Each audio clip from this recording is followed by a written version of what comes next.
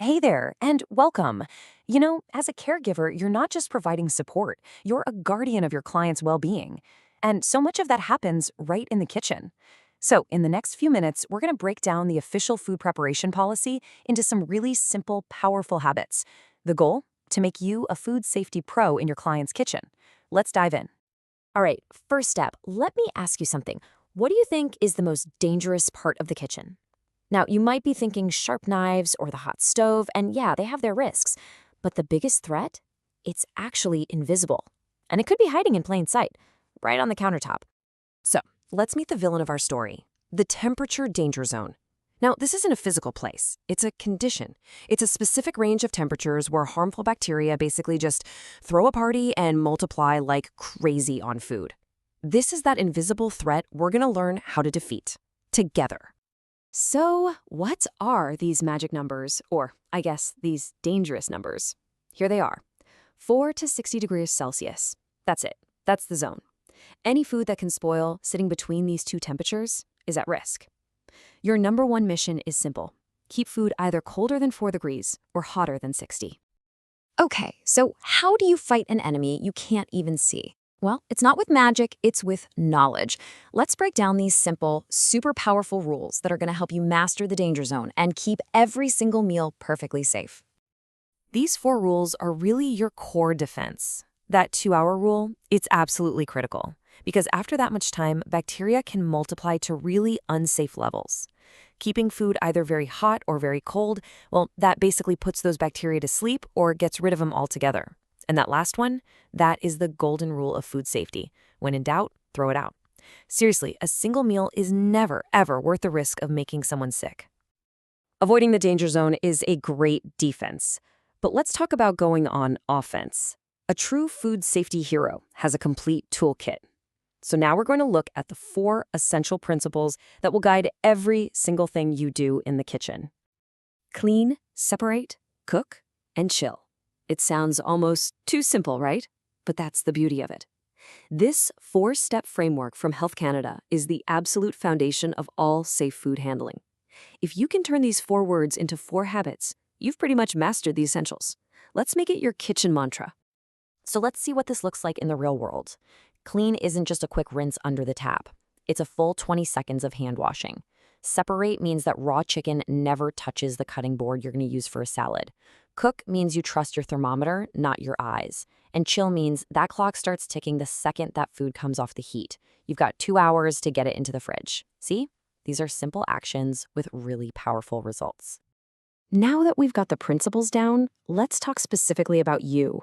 It is so important to understand what your role is, and maybe more importantly, what it isn't when it comes to preparing food. This is all about working safely and professionally right within your boundaries. It's so important to be crystal clear on where your role begins and ends. You're there to help with shopping, light meal prep, and of course, clean up.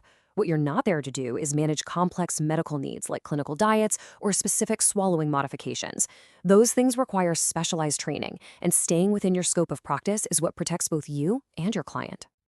And just remember, at the end of the day, all of these rules and boundaries serve one core mission. Your job is to empower your client's choice and their dignity. You are there to assist with the meals they want, while you apply your professional knowledge to make sure it's all done safely. Okay, let's raise the stakes a bit. Special diets, and especially allergies, are areas where there is absolutely zero room for error. This is where your full attention and care is just non-negotiable. You can't tell if food is safely cooked just by looking at it. The color, the texture, none of that is a guarantee. The only way to be 100% certain is with a food thermometer. So pay close attention to these numbers. For things like poultry and leftovers, that magic number is 74 degrees Celsius. Hitting that temperature is the only way to be totally sure you've wiped out any harmful bacteria. These right here are Canada's priority allergens. You have to always, and I mean always, verify any allergies with your client or their family before you prepare anything. Never, ever assume. Your vigilance here is such a critical part of keeping them safe. To prevent an allergic reaction, you need to make these 3 actions automatic habits. Read every single label every single time. Use completely clean and separate utensils, because even a tiny trace can be enough to cause a serious reaction. And whenever you can, store allergenic foods separately. These habits aren't just good ideas, they're potential lifesavers. I really want to pause on this for a second. If you ever see signs of a severe allergic reaction, like difficulty breathing, do not hesitate. Don't second guess. Call 911 immediately. This is a medical emergency, plain and simple. And finally, being a great professional isn't just about what you know. It's about knowing when you need support. So let's talk about your professional safety net. Think of yourself as the eyes and ears in the home. If you notice any concerns at all about your client's nutrition or maybe their ability to swallow safely, it is your professional duty to report this to your care manager. You aren't expected to solve the problem, but you are absolutely expected to report it.